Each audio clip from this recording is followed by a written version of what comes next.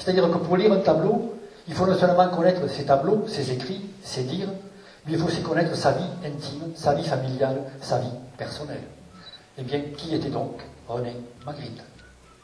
Magritte est né donc en novembre 1898 à Lessines, dans le Hainaut, en Belgique.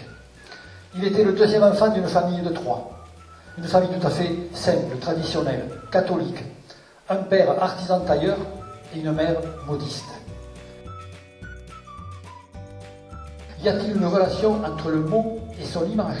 C'est-à-dire entre l'objet et sa représentation picturale? C'est comme M. de Saussure, le linguiste du 19e, appelait: y a-t-il une relation entre le signifiant et le signifié? Le signifiant étant l'enveloppe du mot et le signifié le sens du mot.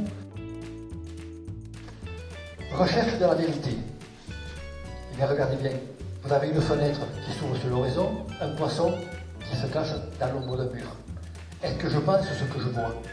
Je vois deux choses. Je vois une fenêtre, je vois un poisson. Il vous dit recherche de la vérité. Eh bien, dites-moi, pour découvrir la vérité, il faut la chercher, il faut la rechercher, il faut donc localiser, analyser. Comme dit aujourd'hui, il faut investiguer. Du latin investigare qui a donné le mot vestige. Et les vestiges, ce sont les vérités du passé. Le prêtre marié. Donc, bien sûr, vous avez une pomme masquée, une fenêtre à droite qui tombe sur l'horizon. Et bien sûr, vous voyez déjà la contradiction dans le titre. Le prêtre marié. Dans la religion catholique chrétienne romaine, le prêtre ne se marie pas.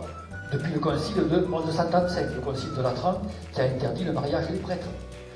Donc, bien sûr, le prêtre marié, il nous renvoie à la faute de la guerre, la pomme.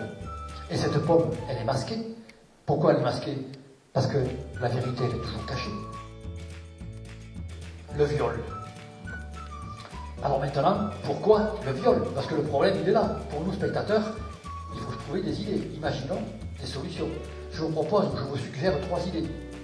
Tout d'abord, cette jeune femme qui a servi de modèle, elle ne s'appartient plus. Elle ne s'appartient plus parce qu'elle est devenue tableau et donc public, puisque ce tableau sera peut-être vendu aux enchères publiques. Et bien sûr, son nouveau propriétaire, il va en disposer à sa guise. Il pourra l'installer dans sa chambre, son salon, sa salle à manger, selon ses goûts. Mémoire, le prince charmant. Donc vous avez l'entablement avec un portrait, à gauche une rose, à droite un grelot, derrière un plan d'eau, un ciel nuageux.